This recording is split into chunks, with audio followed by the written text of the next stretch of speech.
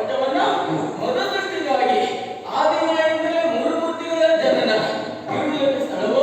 ಮಾಡುವುದಕ್ಕೆ ಉದ್ಯೋಗವೋ, ಅರಿಯುವುದಕ್ಕೆ ಹೆಸರು, ಹಾಗೆ ಪ್ರಪಂಚಕ್ಕೆ ಸೃಷ್ಟಿ ಮಾಡುವುದನ್ನು, ಹಾಗೆ ಬ್ರಹ್ಮನಿಗೆ ಸೃಷ್ಟಿ ಕಾರ್ಯವನ್ನು